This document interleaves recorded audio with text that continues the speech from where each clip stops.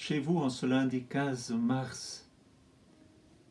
Parole d'espérance, parce que si nous sommes dans le temps du carême, si nous vivons ce temps de pénitence, ce temps de purification, nous vivons ce temps en vue de la victoire, pour que nous puissions avoir part à la victoire du Christ, à sa résurrection, et que déjà maintenant nous puissions vivre de cette vie nouvelle.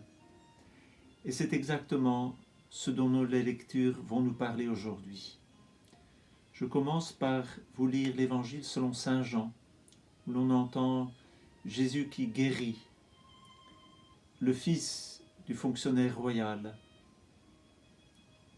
En ce temps-là, après avoir passé 2 jours chez les Samaritains, Jésus partit de là pour la Galilée. Lui-même avait témoigné qu'un prophète n'est pas considéré dans son propre pays. Il arriva donc en Galilée. Les Galiléens lui firent bon accueil car ils avaient vu tout ce qu'il avait fait à Jérusalem pendant la fête de la Pâque, puisqu'ils étaient allés eux aussi à cette fête. Ainsi donc Jésus revint à Cana de Galilée, où il avait changé l'eau en vin. Or il y avait un fonctionnaire royal, dont le fils était malade à Capharnaüm. Ayant appris que Jésus arrivait de Judée en Galilée, il alla le trouver. Il lui demandait de descendre à Capharnaüm pour guérir son fils qui était mourant. Jésus lui dit : « Si vous ne voyez pas de signes et de prodiges, vous ne croirez pas ?» Le fonctionnaire royal lui dit : « Seigneur, descends avant que mon enfant ne meure. » Jésus lui répond : « Va, ton fils est vivant. » L'homme crut à la parole que Jésus lui avait dite et il partit. Pendant qu'il descendait, ses serviteurs arrivèrent à sa rencontre et lui dirent que son enfant était vivant. Il voulut savoir à quelle heure il s'était trouvé mieux.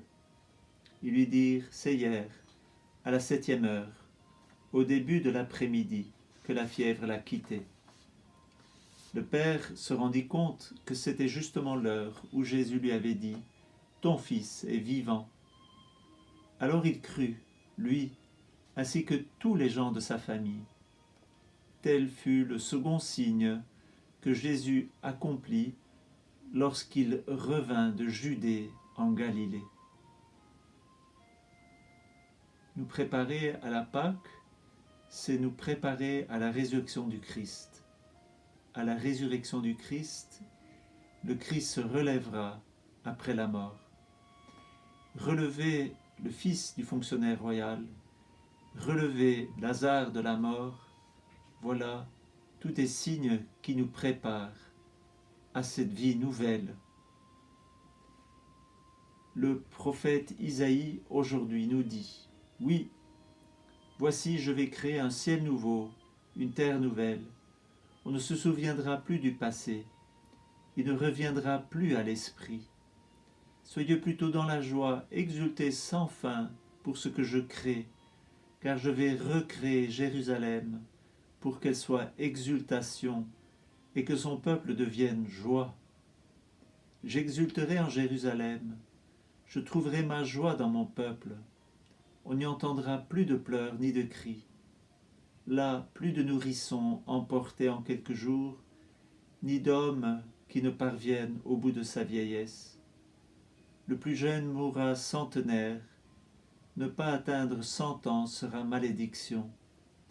On bâtira des maisons, on y habitera, on plantera des vignes, on mangera leurs fruits. » Toutes des paroles d'espérance, de vie nouvelle, une vie nouvelle que le Seigneur nous donnera dans le Christ.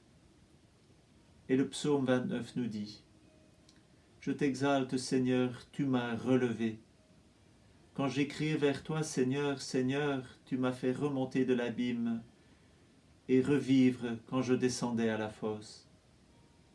Fêtez le Seigneur, vous, ses fidèles, rendez grâce en rappelant son nom très saint.